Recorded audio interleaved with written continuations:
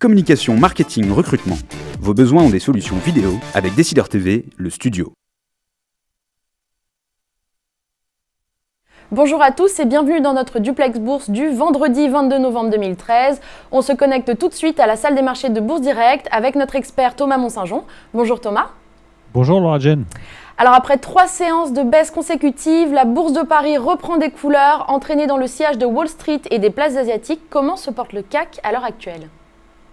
Petite hausse, effectivement, un léger rebond sur le CAC 40.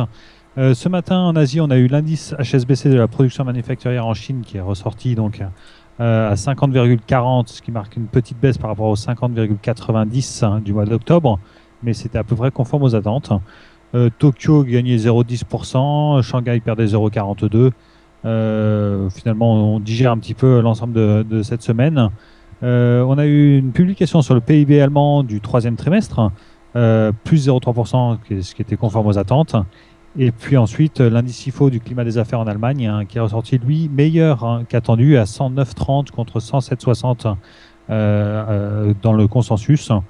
Donc le CAC regagne ce qu'il avait perdu hier, de l'ordre de 0,30, 0,40%, et reste toujours dans une fourchette assez étroite, entre 4210 et 4300.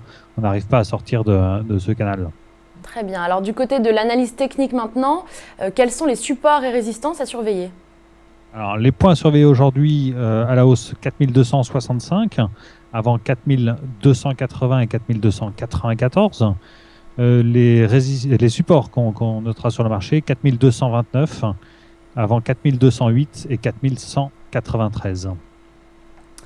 Alors un mot maintenant sur les valeurs. Il s'agit du premier jour de Tarkett en cotation. Comment se porte le titre?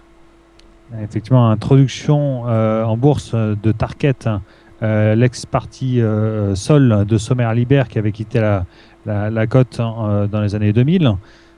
Donc Tarkett a été introduit sur le marché. Le prix retenu pour l'introduction est à 29 €, ce qui est un petit peu dans le bas de fourchette qui était proposé aux investisseurs. Les demandes des investisseurs ont été assez importantes, mais servies correctement pour les particuliers à 100%. Pour la première négociation, l'action avait ouvert à 30 € avant de se replier un petit peu. Aujourd'hui, la valorisation de la société serait de 1,850 milliards d'euros de capitalisation boursière. C'est une introduction importante sur le marché. C'est le retour du succès des introductions en bourse à la Bourse de Paris.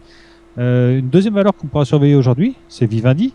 Vivendi tenait hier, via son directeur financier, une conférence d'investisseurs organisée par Morgan Stanley.